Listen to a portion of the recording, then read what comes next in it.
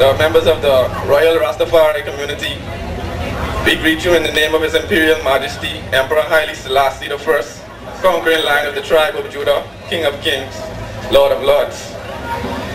The title of my introduction is From Independence to Liberation. As we embark upon another memorial of our ascent from colonialism, emerging into national independence, we the Rastafari community join our brothers and sisters of the Bahamas in celebration. The Africans who entered this land in the clutches of slavery can indeed find solace in seeing their sons and daughters ascend to national notoriety and sovereignty. The whip is no longer a source of our torment, but the social vices and ideological flaws which were spawned by this period of slavery have left indelible scars on our social fabric. It is no different in the years preceding independence. Bahamians of African descent should be especially zealous in their celebration, as we have made phenomenal strides, breaking the boundaries of class and color, and demanding the mutual respect and dignity that each human being deserves.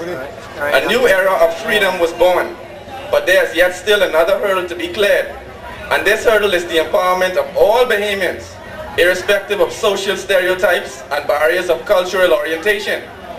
Although we enjoy a measure of independence, this process is yet still incomplete, as the full realization of freedom is self-determination.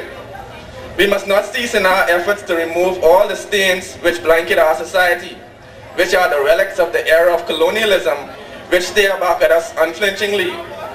These stains are in the form of paying homage to the culture of our oppressor, by continuing on with the archaic laws and the bureaucracy which was designed to stagnate and constrict the growth of those perceived to be in the lower class.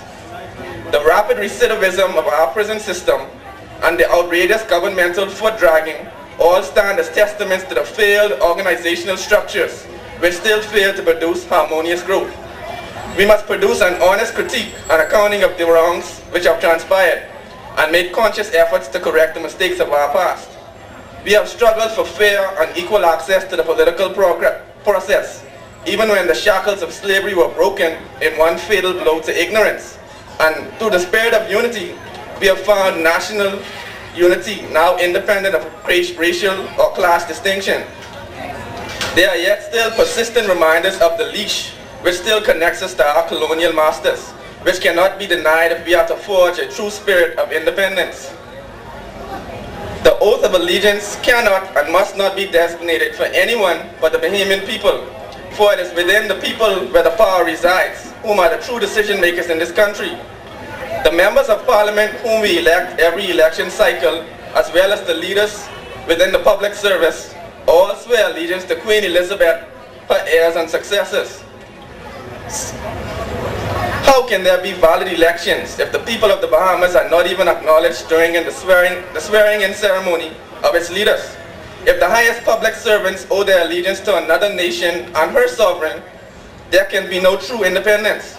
If the national titles of nobility are still designed or designated by the Crown of England, and the Supreme Court Justice still wears the traditional wig of a British barrister, how can we in good conscience allow our quest for liberation to cease? Let us come together in the spirit of unity and solidarity to eradicate the residue of colonialism wherever it lies and bring true nationhood into a forthcoming reality. One perfect love and harmony. Thank you very much. And now we love Empress Nicole with her addition to the address.